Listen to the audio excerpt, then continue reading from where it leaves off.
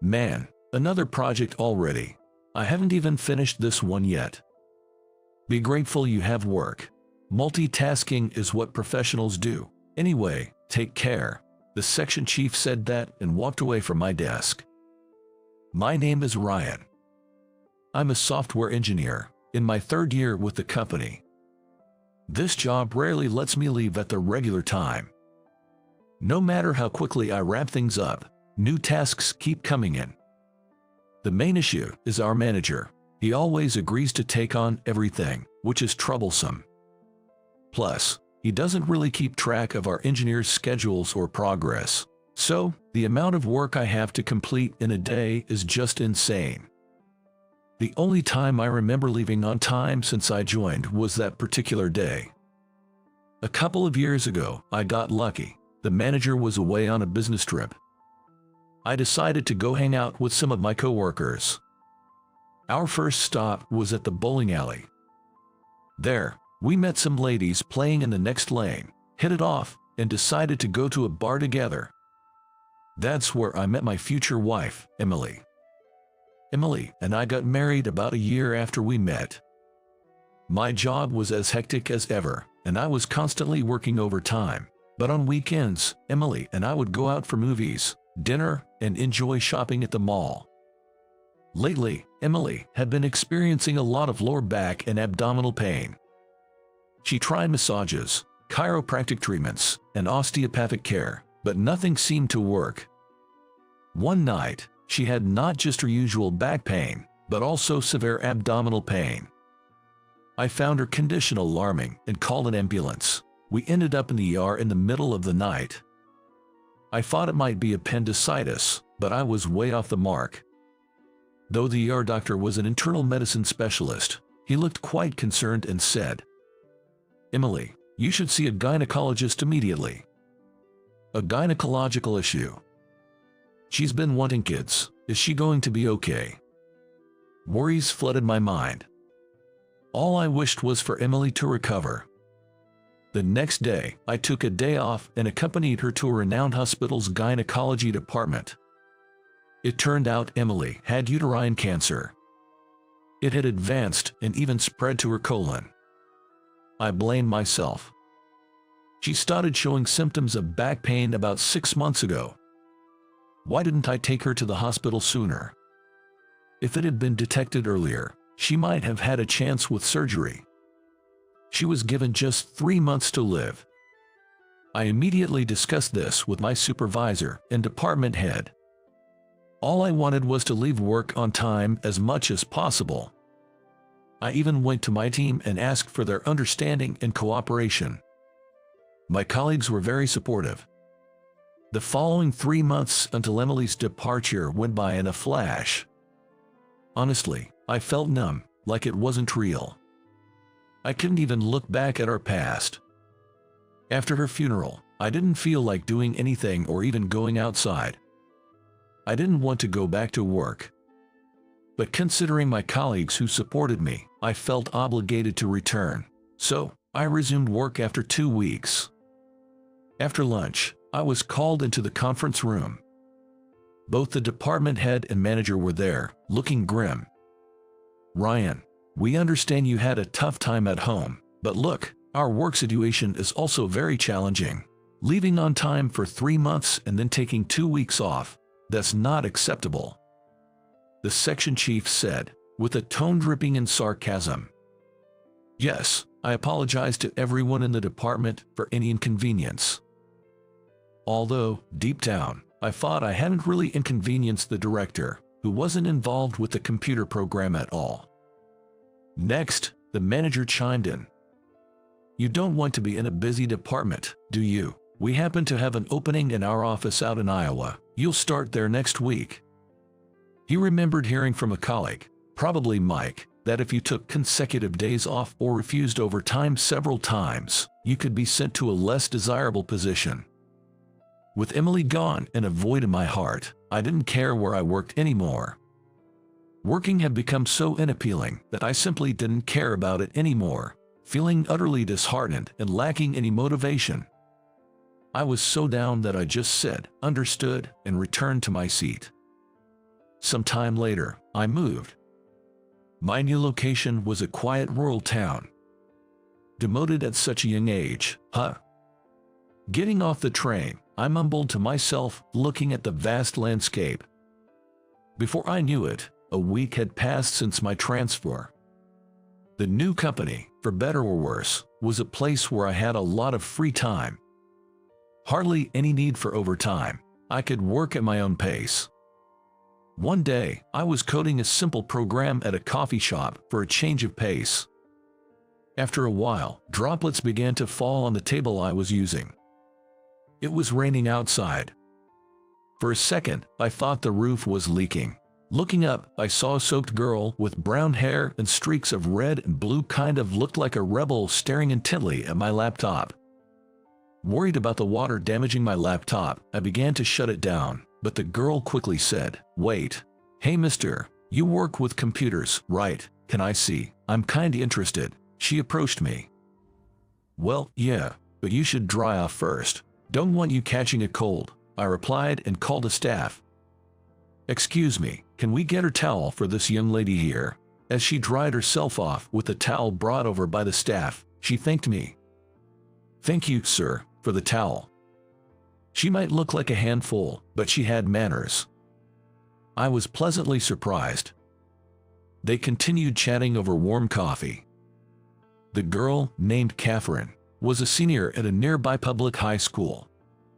She had just started her senior year and was unsure about her future. "I'm not really academic, you know, so college isn't in the cards, but I want to pick the right job," Catherine shared.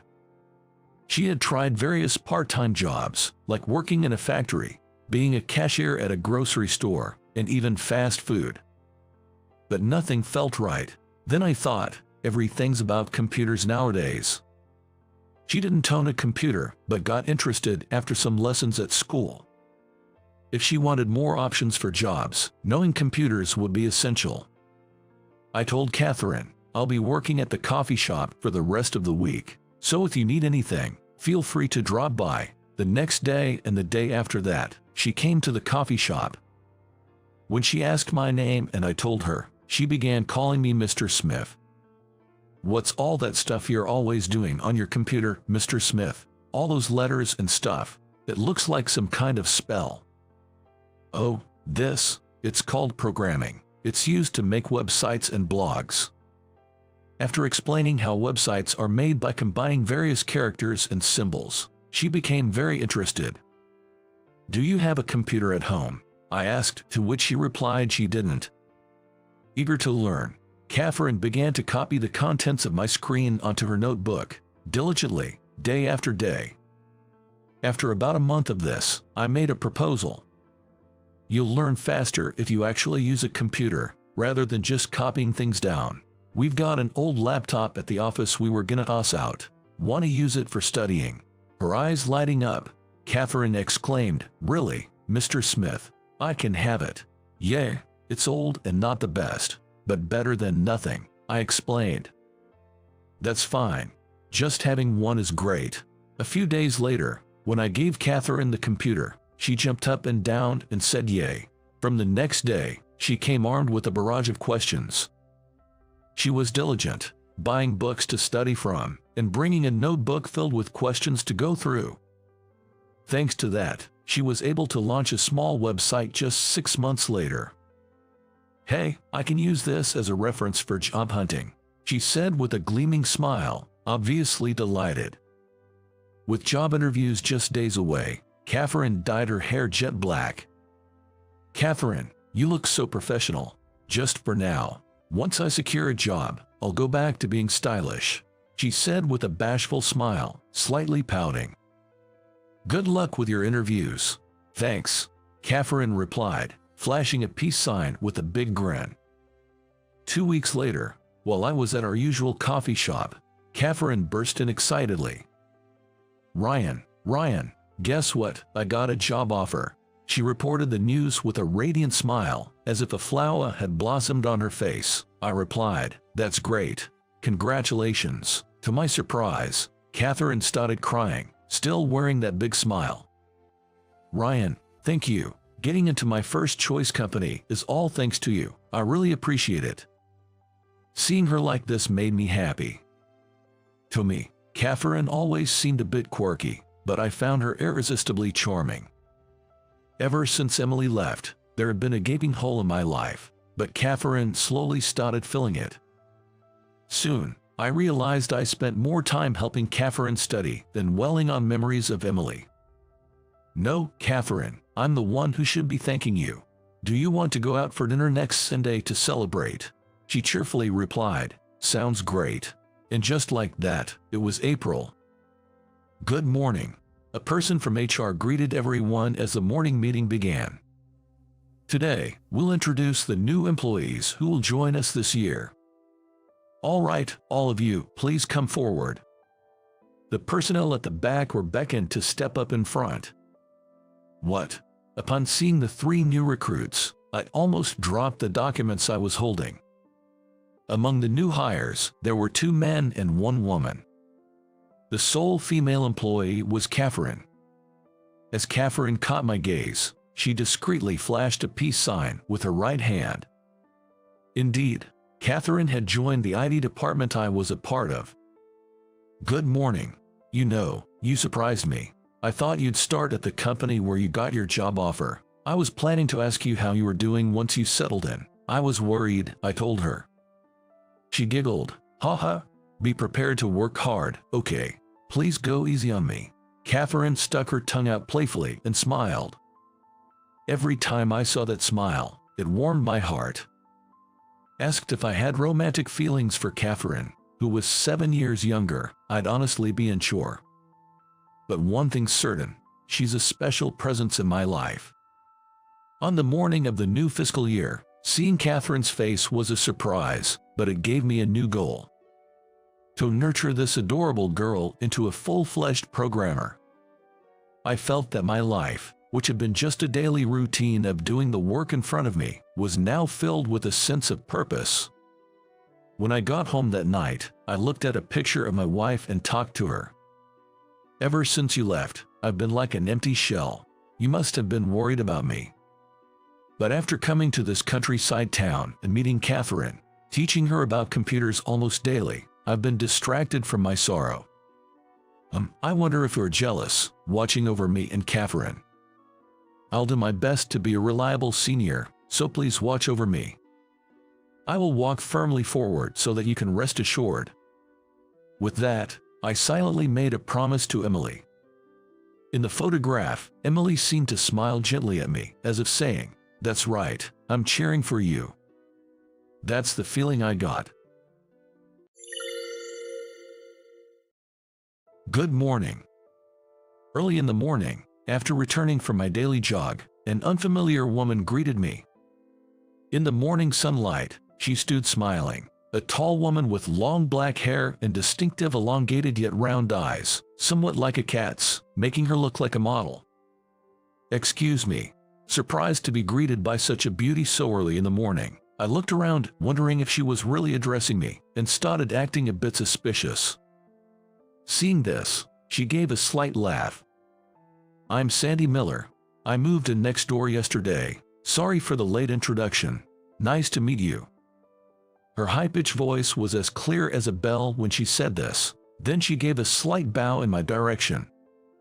In that moment, a sweet and refreshing scent tickled my nose. It must be her perfume. "Oh, I'm Jake Smith. I teach part-time at that all-girls school you can see over there." Not knowing what else to say, I blurted out a brief introduction. Sandy looked in the direction I pointed. "Oh, the one with the church," she murmured. "I work at a Catholic all-girls high school, which, although small, has a wonderful stained glass church. You can slightly see its roof from this apartment." "You're a teacher. That's surprising. You don't look like one at all," she said with a mischievous grin. I could only scratch my head in response. I've always been told at school that I don't quite seem like a teacher, and people I meet for the first time apparently can't imagine me in that role. Maybe I lack a bit of authority, I said, half jokingly. She narrowed her eyes playfully. "Please, call me Sandy. Mr. Teacher." Her voice was now much deeper than the high-pitched tone from earlier, which caught me off guard. Whether she realized the effect she had on me or not, Sandy waved, saying "see you later," and disappeared into her apartment. The whole exchange must have lasted just about 3 minutes. Yet, in that short time, Sandy left a strong impression on me. I had thought that all girls' schools would be lively, but when I first started at this school, I was surprised by its tranquility. Having transferred from a technical school, that might have made me feel even more so. The students are all modest and well-mannered, many of them giving off a somewhat sheltered vibe. And they always greet with "good day." I remember being flustered the first time I was greeted that way, not knowing how to respond. There are no troublemakers, and life at the school is peaceful, without much excitement. Today, as always, when the students pass me in the hallway, they stop and give a gentle bow, saying "good day." I simply reply with a yeah or a ha. That's the best I can muster. I also bump into nuns wearing scapulas among the students. There are older nuns as well as younger ones. Some nuns teach, while others participate only in charity activities. I've also heard that some are devoted to continuous prayers in the church. Either way, I spend most of my day in this surreal environment. "Good morning, Mr. Smith." The one who greeted me in the hallway was one of the nuns, Sister Susan. She's still young, and the students told me she chose the path of a nun right after high school graduation. Many students look up to her kind nature. At school, she's like a big sister to the students, listening to their concerns in the infirmary. "Sister Susan, you're working today." I know she's younger than me, but whenever I talk to her, I can't help but use formal language. "Hey, you're using formal language again. I'm much younger, so you don't have to be so polite," she said with a gentle laugh, making me scratch my head in embarrassment. Recently, have there been any serious concerns from the students? I've been wondering about that since summer break is just around the corner. As summer approaches, even the more reserved students seem to get a bit more excited. Maybe they're excited to break free from this otherworldly school for the summer break. "I wanted to discuss something with you, Mr. Smith." In the bustling hallway, Sister Susan whispered to me. We agreed to meet after school in the infirmary, and with that, we went our separate ways. After school, when I arrived at the infirmary, Sister Susan served me some tea. "Thank you." So, about that student. I took a sip of the tea and got straight to the point. I didn't want to take up too much of Sister Susan's time. I had intended to make this conversation brief. "Well, it's actually about Catherine from Class A." Sister Susan began with that introduction. Catherine from Class A is a standout student in this school. It's not that she causes problems, but compared to other students who seem somewhat aloof, Catherine seems to have an abundance of energy and liveliness. From my perspective, she's just like any other high school girl out there. Catherine, is she going through some issues? I couldn't imagine the ever-cheerful Catherine having concerns serious enough for her to consult Sister Susan. It must be quite a dilemma, I thought.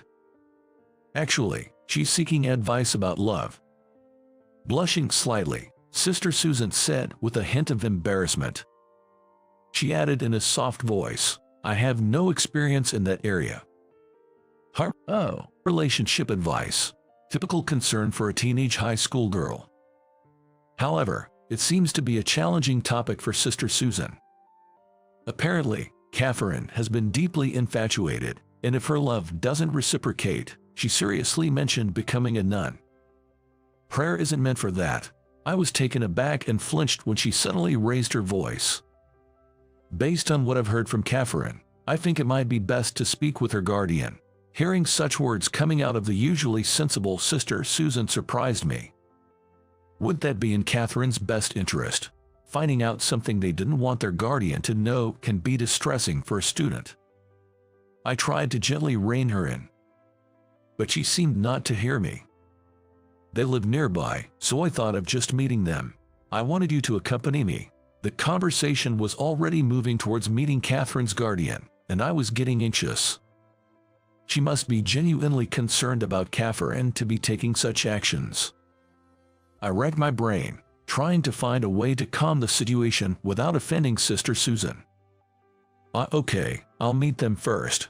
I'll try to subtly ask about Catherine's situation.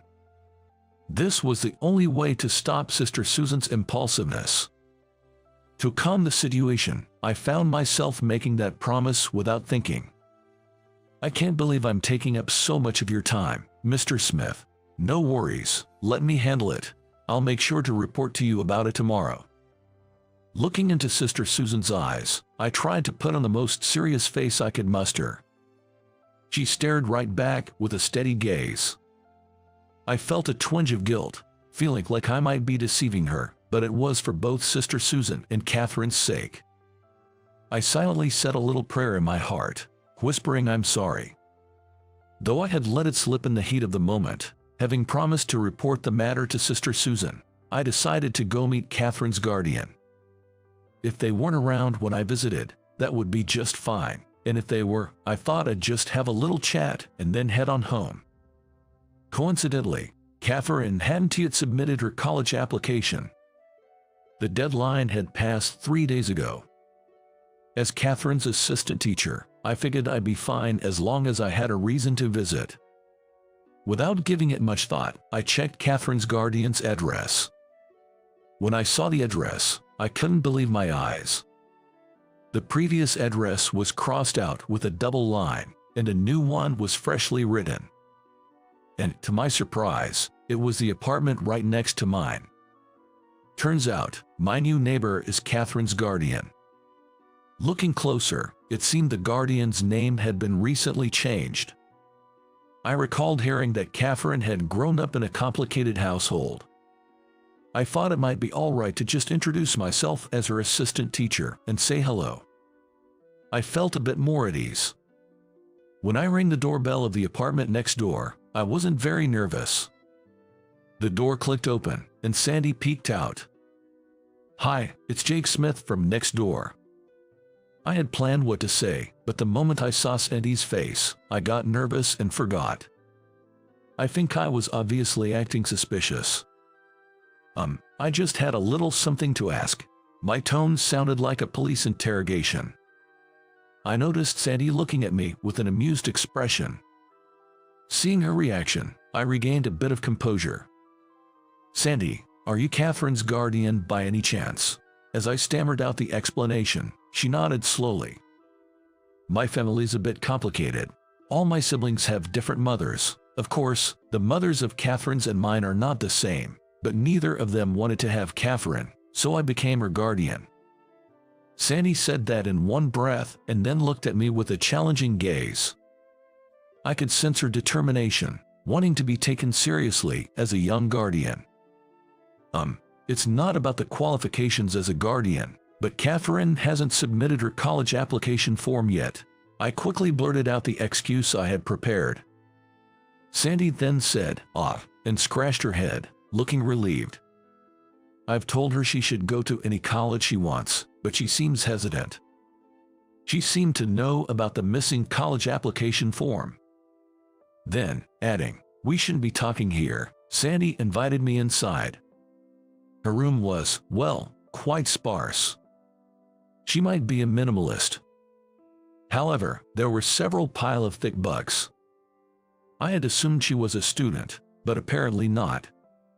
"Here you go." She handed me a glass of iced tea, which I gratefully accepted. I sat on a cushion, while she settled into a computer chair. "Any other issues regarding Catherine?" As I took a sip of my tea, Sandy spoke up. Caught off guard, I struggled to respond. "Visiting a guardian's home just for college guidance. I've never heard of that. Did something happen to Catherine?" As she stared intently at me, I felt like a deer caught in headlights. There was no hiding anything. I gave up and decided to be honest with Sandy about what I had heard from Sister Susan. Of course, I emphasized that I wanted it kept a secret from Catherine.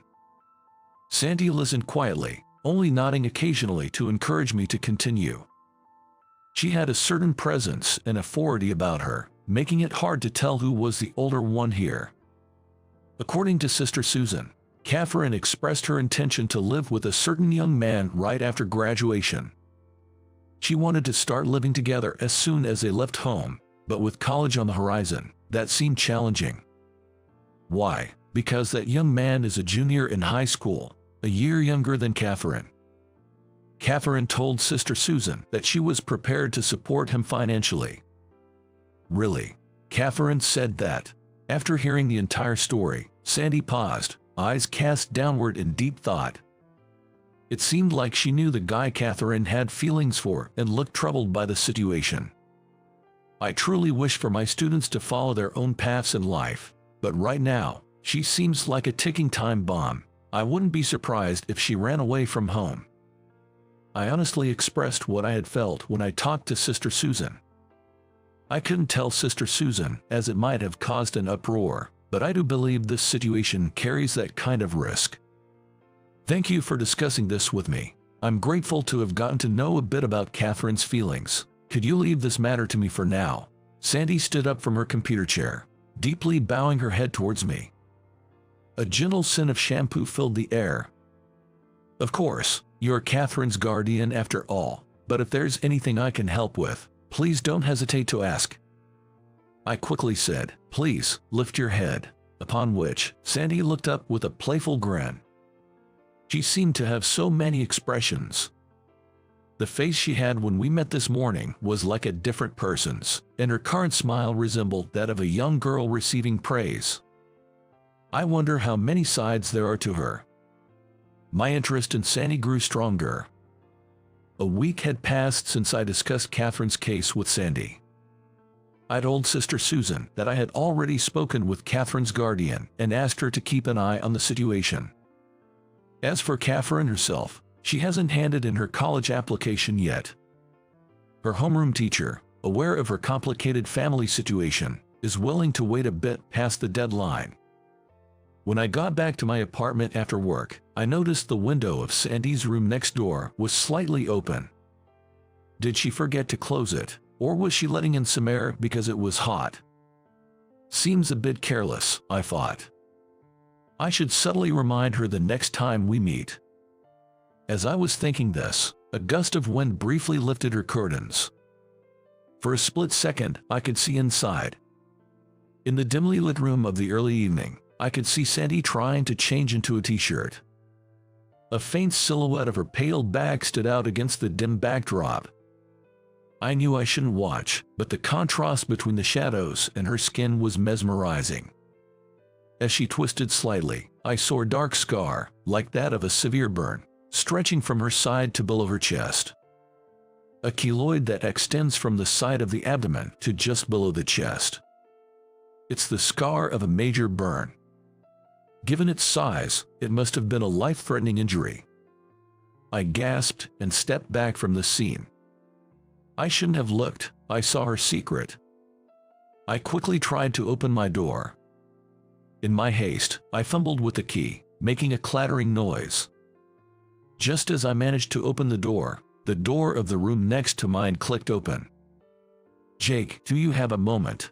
Sandy peeked her head through the open door. Remembering what I had just seen, I felt my face flush and I was at a loss for how to hide my shock. Seeing my awkwardness, she tilted her head with a puzzled look. "If you're busy, maybe some other time." As Sandy started to close the door, I hurriedly stopped her. Just like the other day, I went into her room and sat on a cushion on the floor. I noticed a few more items in her room than before, which made me a bit uneasy. There were more feminine items. A pink makeup bag, and cute socks. While these could belong to Sandy, they somehow didn't seem to fit her. "It's about Catherine. I heard she hasn't submitted her college application yet." Sandy sat on her computer chair, looking out the window as she began to speak. Whenever she talked about something important, she had a habit of looking away. "That's right. She hasn't submitted her application yet." I answered honestly, as there was no need to hide anything. After hearing my response, Sandy sighed softly and said, I see. In fact, Catherine approached me saying she wants to work right after graduating high school. Sandy sighed again. Apparently, Catherine tearfully confided in Sandy, her guardian, about her desire to stand on her own 2 feet as soon as possible. She was crying, but I think it was because she felt helpless about having to give up on her dreams. It wasn't like she was crying just to get sympathy. Sandy emphasized that. I remembered Catherine talking about wanting to be a lawyer in the future when she was a freshman. She took law courses, wanting to help kids in trouble. Remembering that, I got a faint idea of what the issue might be. It's about the boy Catherine's seeing. I think it's probably my brother, Jason.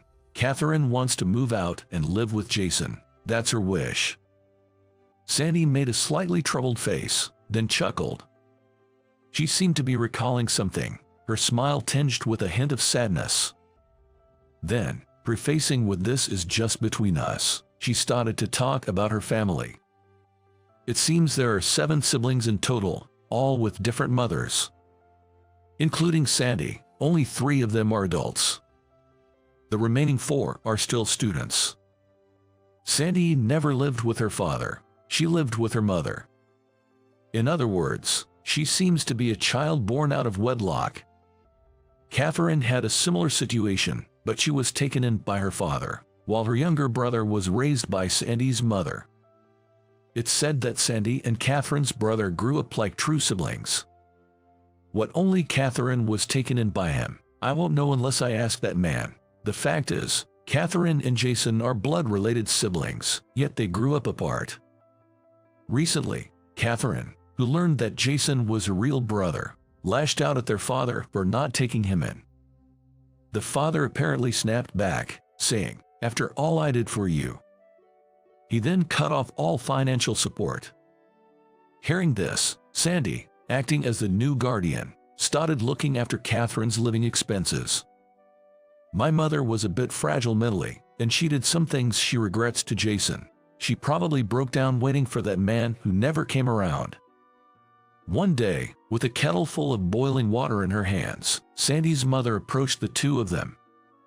A harrowing incident took place. Protecting her brother, Sandy suffered severe burns.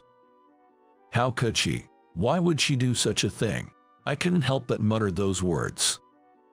Sandy grinned and explained.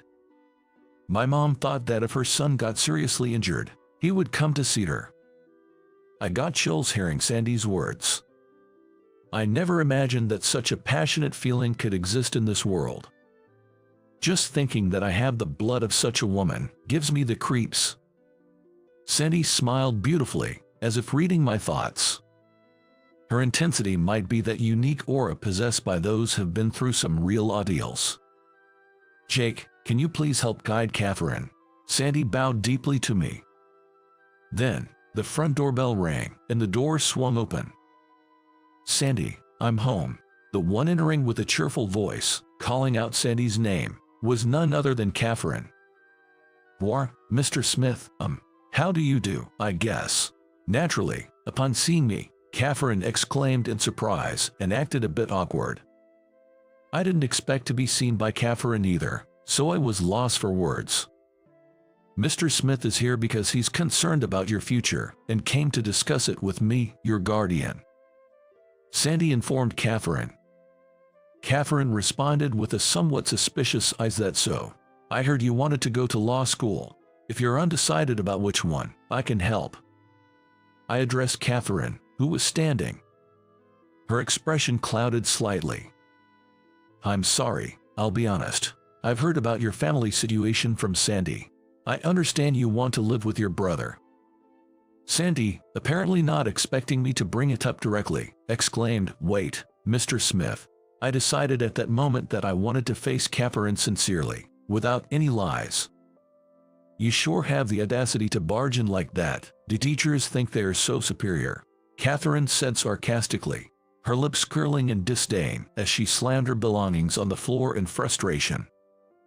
Just because you've heard a thing or two doesn't mean you get to dictate what I do. Can you even imagine the life me and my brother have lived? I was anxious, fearing that Catherine might start crying. However, her eyes didn't reveal any tears. All I could see was the bubbling rage. It wasn't anger directed at me. It was anger directed at something much bigger. Anger towards her parents, towards adults, the system, the world at large. It felt as if all these emotions were packed inside her. I need to grow up fast. I have to. At Catherine's words, Sandy clasped her head in her hands. Perhaps Sandy once felt the same way. That's not the point. Your current environment might be putting pressure on you, but there are people who genuinely care about you, like me, trying to help. You are protected, Catherine. You don't need to rush. I knew my words sounded cliché, but that's all I could come up with to convey my feelings to Catherine. Did you ask Sandy about her burn, Mr. Smith? Yes, Sandy told me. She has a severe burn scar from her side to below her chest. Upon hearing my words, Catherine quickly turned to look at Sandy. Sandy returned the look with a faint smile, her expression slightly complicated. Catherine, what Mr. Smith said is true. I'm working on getting you to live with Jason now, so believe in me. Sandy tried to comfort Catherine gently. If you study properly in college and gain some more knowledge, I believe you can help many more kids like us. We're counting on you, both Jason and I. At Sandy's words, Catherine nodded slightly. And you're sure this is okay? She asked in a trembling voice. You're worried about the tuition fees and stuff. I do have a job, you know.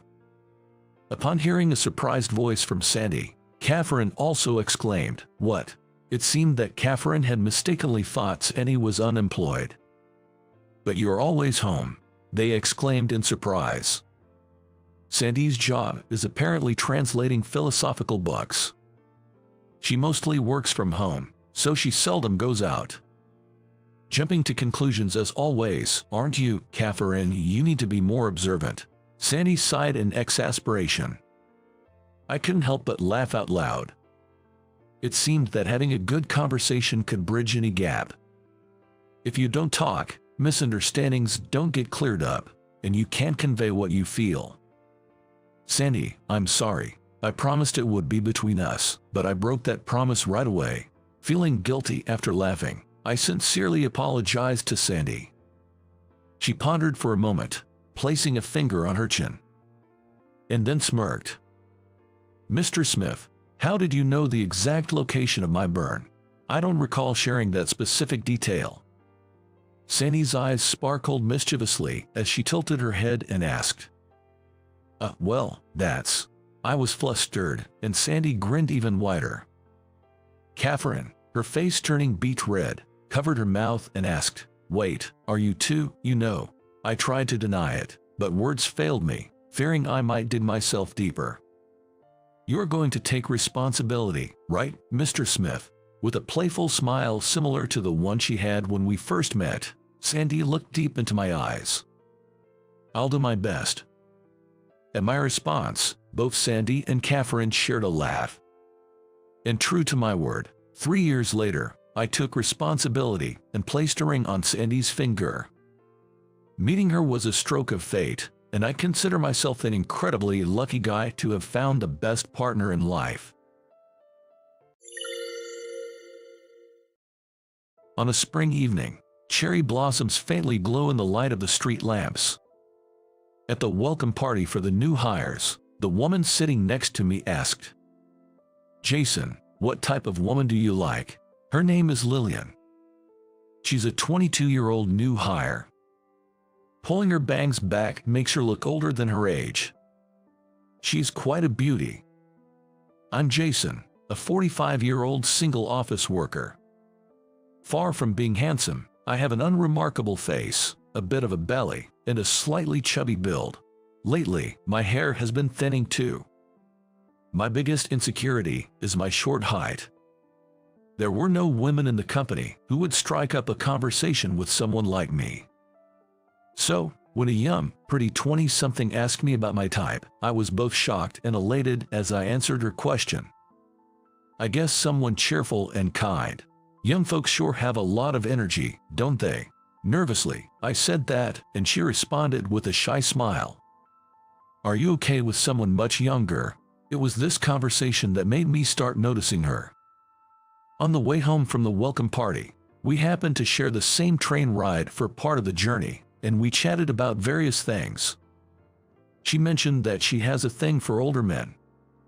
When I talked to her, she was a very serious girl with a very solid mindset. I didn't sense any of the typical carefreeness associated with young folks in her.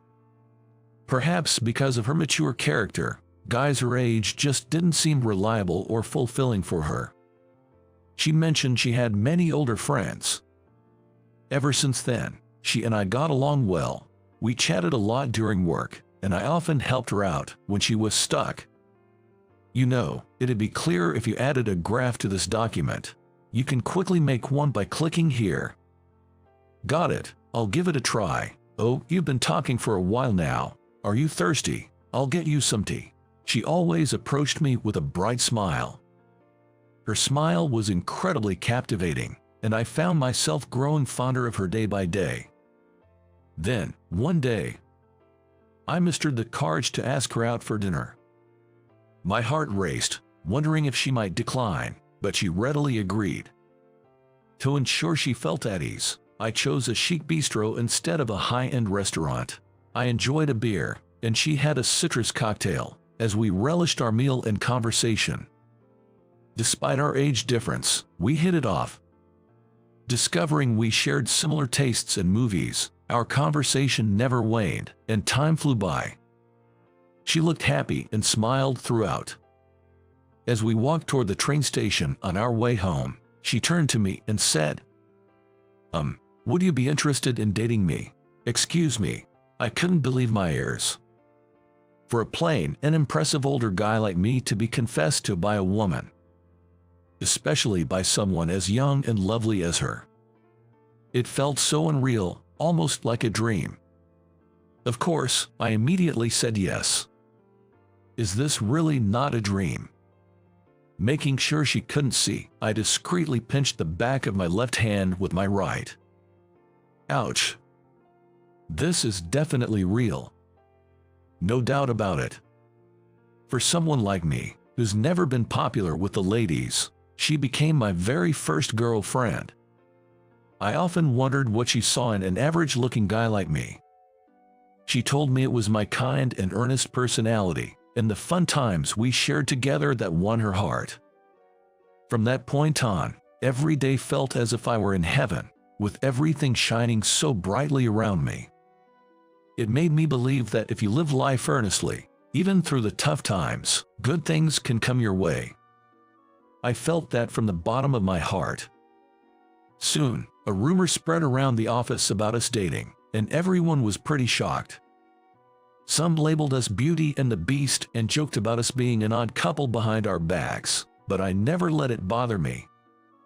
The guys who had a crush on Lillian were envious of me. Our relationship went smoothly, and a year later, I proposed to her. You know, even though I'm just me, I want to marry you. Yes, I'd be honored. She shed tears of joy. On our next day off, I took her to meet my parents at their house. I can't believe such a lovely young lady is going to be with our son. It brings tears to my eyes, right, honey? Oh, indeed. Thank you, Lillian. We trust you'll take good care of our son. My parents were overjoyed and warmly welcomed her. On our way back from my parents' house, Lillian and I held hands and chatted. We need to visit your parents next, Lillian. Maybe I should wear something that makes me look a bit younger. You're perfect just the way you are, really. Lillian looked at me and smiled brightly. However, the next day, Lillian suddenly called and dropped a bombshell. We should break up. What? Why? What happened all of a sudden? I was stunned, and when I asked for a reason, she hesitantly began. Last night, I called home and told them about our plans to get married, and well, they were against it. Especially her father, she said, was strongly opposed to our marriage. The reason is our age difference. I guess that makes sense. It might be inevitable. There's a 23-year age gap between us. I heard that her parents are even younger than me. If my precious daughter told me she wanted to marry a man older than me, a man of uncertain character, I'd definitely be worried. She cried, saying that we can't get married if her father opposes it. You know, that's why I think we should break up. Instead of being with someone who can't marry, you should find someone else better and get married. No way. He'll think I can't marry Lillian. Even though I love her so much, I can't imagine marrying anyone else. I absolutely don't want to break up. I won't give up. I said to her, comforting her. Can you at least let me meet your dad once? I want to let him know how serious I am about this. If we sit down and talk face to face, I'm sure he'll understand. But Dad said he doesn't want to meet you, and he's a very stubborn man. Even if he did meet you, I really think he wouldn't allow our marriage. I desperately tried to persuade her. Don't give up. You want to be with me too, right? Of course, I want to be with you more than anything, but it's impossible. I can't go against my father's wishes. Lillian said, breaking into tears again. Lillian, please don't cry. Just let me meet him. We won't know unless we try. I promise I'll do my best to convince him. No matter how slim the chances, let's believe and give it a shot. After a while, she finally stopped crying and said, all right, I understand. A few days later, on Sunday, we decided to visit her home during the daytime when we knew her father would be there, without giving them a heads up. When we arrived, she unlocked the front door and went inside. I followed behind her. She called out to her father, who was in the living room. I'm home. Lillian, what's going on? Coming in announced like this. Lillian's surprised father turned to face her as she spoke. Dad, I've brought someone I want you to meet. Following her, I stepped into the living room. My palms sweaty with nerves. Hello, I'm so sorry for the sudden visit. My name is Jason, and I've been seeing Lillian. I bowed deeply to her father in respect. I then lifted my head and looked him straight in the eyes. I was prepared for him to possibly punch me. Every muscle in my body tensed up. However, looking at me, his eyes widened in surprise. Then, with a loud voice, he exclaimed towards me. Wait, aren't you Big Jason? It's Big Jason, right? Saying that, he stood in front of me, grabbing both of my shoulders. I stared at him in shock, examining his face closely. My mind raced. Then, memories from our younger days began to slowly resurface. That's when I noticed the scar on his forehead and it hit me. I remembered that face. Are you, Brandon? Yeah, it's me. Long time no see, huh? Wow, how've you been? We embraced tightly. Brandon was my childhood friend. He used to live in my neighborhood. Back in elementary school, Brandon was often bullied, and many of our classmates would pick on him.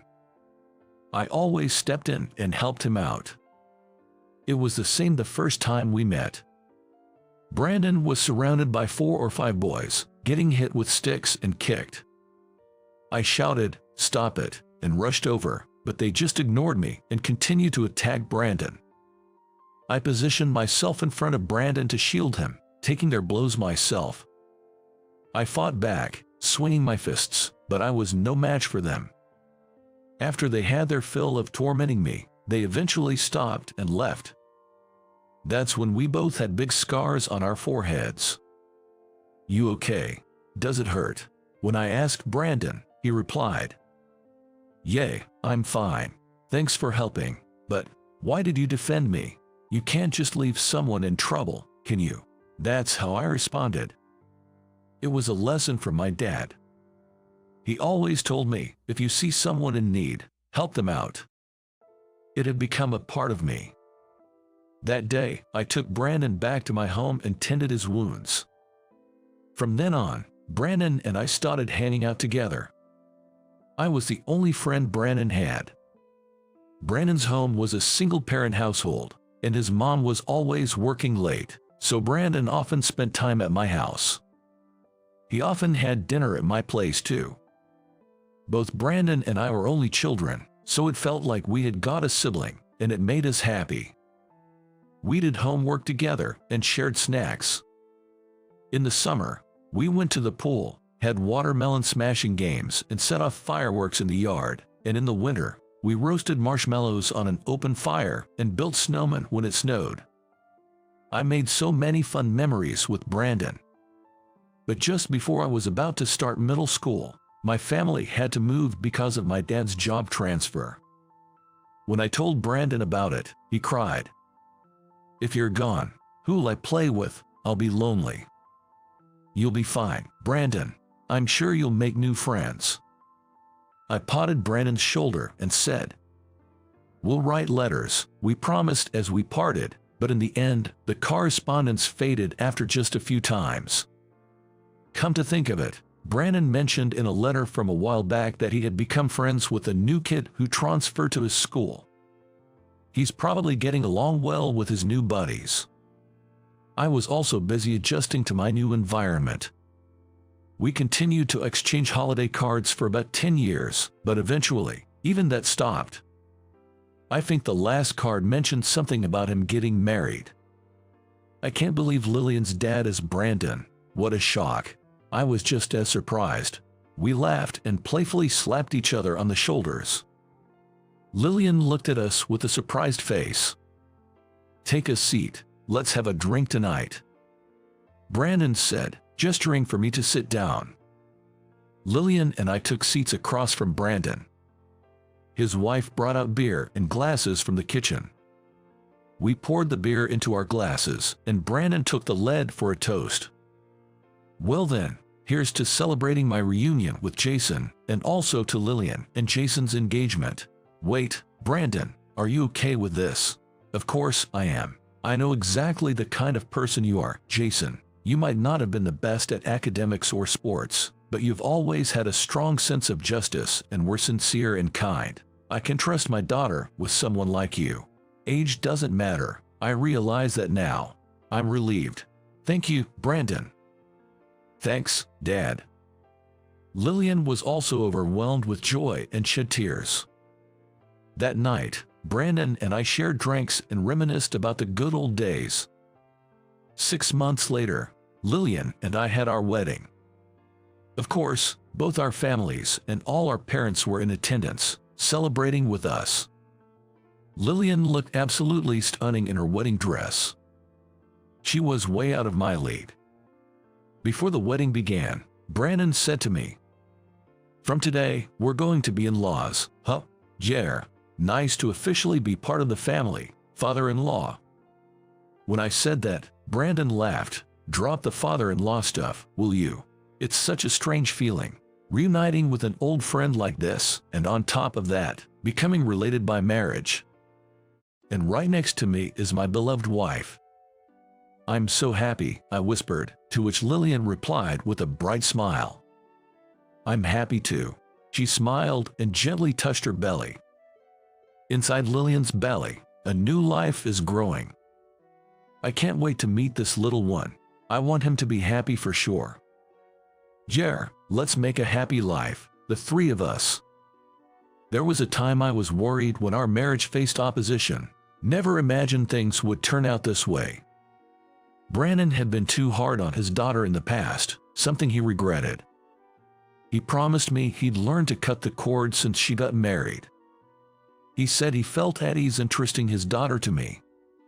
Today's sky was so brilliantly blue and clear, it seemed like yesterday's rain was a mere lie. It felt as if even the heavens were celebrating our new beginning. The CEO passed away. His funeral will be done in 2 days. It was just 2 days ago that I received this shocking news. It was from my boss at the headquarters in New York, the one who had transferred me to a less desirable position. "You better be there," he emphasized. Well, of course, every employee would attend the CEO's funeral, no matter their position. But I was exasperated by my boss's typical attitude. Today, I left the suburban branch of the food distribution company I'd been transferred to and arrived at the nearest station to the funeral venue. Looks like I'll make it on time. As I was thinking that and about to pass through the station gates, I spotted a woman struggling at the ticket booth, pushing a wheelchair. The station attendant, who looked like she was about to approach, seemed somewhat reluctant. Upon closer inspection, the woman had foreign features, perhaps Vietnamese. In the wheelchair was a young girl, also with Vietnamese features, possibly in elementary school. Mother and daughter, maybe. I was curious, and as I casually approached them, I realized they were speaking in Vietnamese. Actually, I had majored in Vietnamese as my secondary language in college.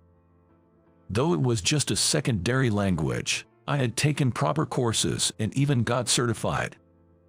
I also had experience working at a Vietnamese restaurant.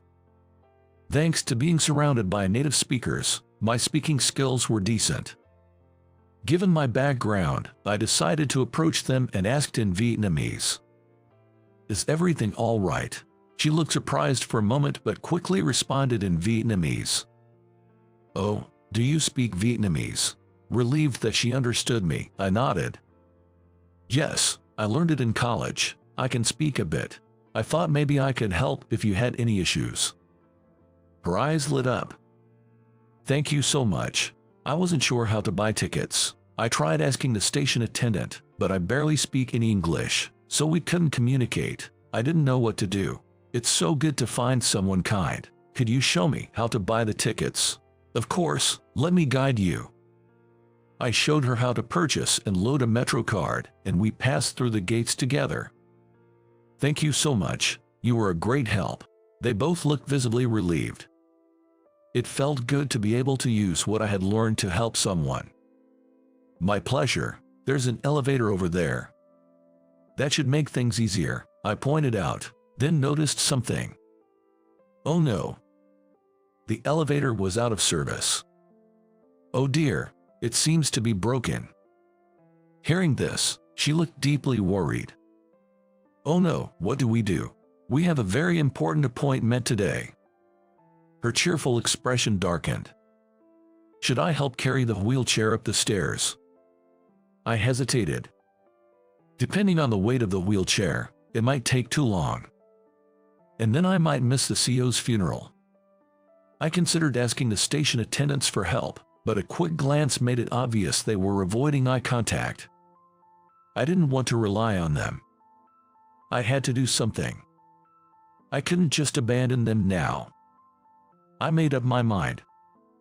"Would you like me to help carry the wheelchair up the stairs? Can you carry your daughter on your back?" "Yes, I can. Thank you," she replied with joy. She took the little girl out of the wheelchair, folded it, and tried to lift it. It was pretty heavy. Was it foreign made? Or are American ones this heavy too? I haven't lifted any other wheelchairs, so I couldn't compare. Gathering strength, I somehow managed to carry it up the stairs. "Are you okay?" Even though she was also carrying her child, she kept checking on me. "I'm fine. Aren't you the one who's got the heavier load?" Trying to appear calm, I continued up the stairs. "I'm good. I'm used to carrying my daughter." As she smiled, we reached a landing halfway up the stairs and decided to take a break. "I'm sorry for asking now, but do you have time? I'm worried if you were in a hurry to." "Well, actually, I am kind of in a rush."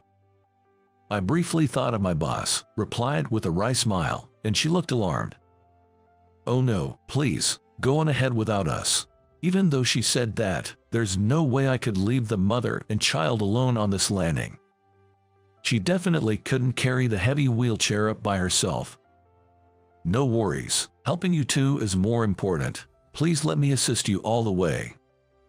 Checking the time, it seemed I would barely make it to the funeral. After resting and regaining some strength, we continued up the remaining stairs. "You can do it, thanks, mister." The daughter cheered me on. Finally, we made it to the top. "We made it, we're here. Thank you so much for helping. We truly appreciate it." The three of us shared a moment of joy on the platform. Just then, a station announcement sounded. The train will be departing shortly. Oh no, I instinctively started to run, but the train doors closed and it took off. This is not good.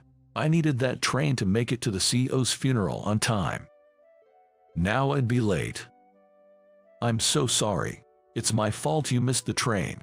Seeing my distress, she kept apologizing, but I didn't want to make the two of them feel bad. It's okay. Things will work out, I said, trying to reassure her with a smile. While waiting for the next train, I called my boss, but there was no answer. Mixed feelings of relief and anxiety welled up. Once the daughter was back in the wheelchair, we sat on a bench, and I decided to ask a question that had been on my mind. Do you two live around here? We actually just moved here after getting married, but there have been some complications. She hesitated to continue, so I quickly said, "Oh, it's okay. You don't have to talk about it. Sorry for asking." Time ticked away. The next train was in 15 minutes. I sighed, thinking about how my boss would scold me. The thought of being scolded by that boss again made me stressed. As well as being late to the CEO's funeral, just the thought of seeing my boss after so long depresses me. Do you have any other worries aside from being late? I was taken aback by her remark. I wouldn't usually open up, but I was at ease and began to share little by little. I'm sorry for sighing like that. The thing is, I faced some unfair situations at work and was transferred to a branch in the suburbs. I initially had a stable job at the headquarters. That's really sad to hear. It might be strange to say this to someone I've just met, but my boss pinned his mistakes on me, and that's why I'm in this current state. I'll have to see him again soon, and that's been weighing on me. Haha, I'm sorry for sharing all this, but no one ever listened to me before. No, it's okay. You helped us out. The least we can do is listen. She smiled warmly. It's a bit embarrassing. I've never shared my work complaints with anyone before. Before I knew it, I was sharing what I had been holding in for so long. I probably wanted someone to listen. Words came pouring out, much to my own surprise. I guess my boss didn't like me, so he falsely accused me of making errors and intentionally got me transferred to a suburban branch right when things were looking up for me at the headquarters. That's unfortunate. I'm sorry I can't help, but thank you for sharing. She whispered sadly. Just think of it as a regular murmur of an employee. Just talking about it feels like a weight has been lifted. I regretted burdening her with my problems. Wanting to lighten the mood, I changed the topic. I actually have a dream. I want to produce frozen foods for foreigners living in the US, something authentic that reminds them of their homeland. But I can't do that at the branch I'm currently at.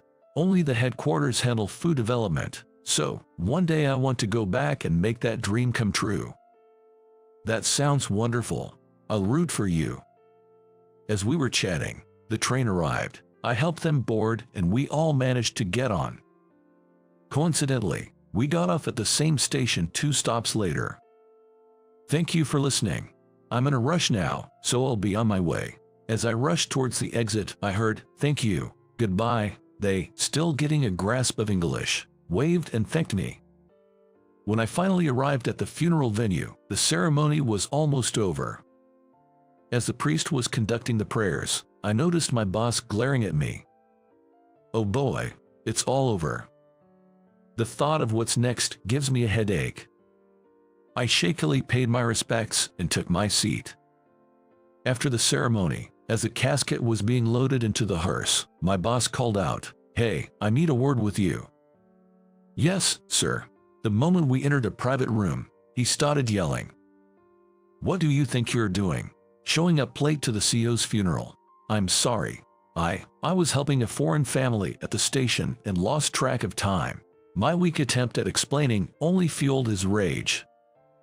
"Helping people, and foreigners at that, you should have just ignored them." His shouting was so loud that it seemed to have caught the attention of the others. The vice president and other employees also rushed over. "What's the problem? He was late to the funeral. and I was punishing him. I see. Being late isn't good. So why were you late? He claims he was helping foreigners. I told him he should have just left them be. At that point, a young man stepped forward. Wait a minute, what's this about helping foreigners? The boss looked annoyed. Who are you, may I ask? I'm the son of the CEO, whose funeral was held today. I haven't been in the US for a while, so many of you might not know me, but I'm taking over the company now. Everyone looked shocked. I overheard your conversation. You're berating him for helping foreigners. I don't think that's right. Well, I didn't mean it like that. I was just pointing out his tardiness. The boss was in a panic. I can't blame him. After all, my wife is the Vietnamese woman he helped out. With that, the soon-to-be CEO brought out the Vietnamese woman I had just met at the train station. It was unexpected for her to show up, but the real shocker was that they were married. Our daughter uses a wheelchair due to her leg condition. When they tried to take the train today, they couldn't figure out how to buy tickets. They tried asking a station attendant, but because of the language barrier, they couldn't get their point across. Luckily, he, who speaks Vietnamese, stepped in to help them. Not only did he help buy the tickets, but he also helped carry the wheelchair up long stairs. Despite being in a hurry, he stayed with them until they were on the train. My wife, daughter, and I are all deeply grateful to him. Scolding him is unthinkable. The boss was trembling. I had no idea. I'm so sorry. But the future CEO was livid. That's not all. You've made some pretty derogatory remarks about foreigners, haven't you? Our company plans to produce more and more products for an international audience. It's problematic to have someone with your mindset. Maybe you don't belong here. Please, don't say that. But his pleas were in vain. I heard you even resorted to foul play to get him transferred out. You don't need to come into the office anymore. I can't believe this. The boss had just been fired on the spot. The new CEO gave him a cold glance. On the other hand, he had warm words for me. Thank you for helping my wife and daughter. I intended to drive them here myself, but things came up and they had to take the train. I know about the transfer too. Such things shouldn't happen. Once I become CEO, this company will operate based on merit, not biases. He was passionate in his speech. I heard you speak Vietnamese. Would you consider working at our headquarters on product development for our international line? I was surprised. Really? You're sure about that? Absolutely. We need someone with your skills on the team. A dream I'd given up on was about to come true. Overwhelmed with joy and surprise, I found tears streaming down my face. Under the new CEO's leadership, I returned to the headquarters and got to work on developing products for an international audience. Like a genuine bibimbap for Koreans, a hot pot set for the Chinese, and an extra-large spring roll for Vietnamese. There were challenges initially, but with teamwork and determination, we successfully launched these products. When we released them, they became instant hits, and our sales skyrocketed. Our company's sales are on the rise. Well, I'm glad I trusted you with this. The CEO was very pleased. From these accomplishments, I was promoted. I grew close to his wife and daughter after that incident, often dining together. During one of these outings, I met one of his wife's friends, whom I later married. She was Vietnamese, so it became an international marriage. Looking back, it's such a mysterious twist of fate. I'm so glad I took that leap of action that day. Holding my child, I reflect on those moments. I have to keep working hard to ensure happiness for my wife and child, and continue my commitment to product development. You'll be the future CEO, the CEO once joked during a company gathering. I knew he was joking, but those words mean a lot.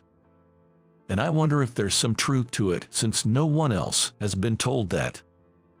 It's a secret source of motivation for me. I'm determined to continue making products for him and for this company. And that's what I intend to do.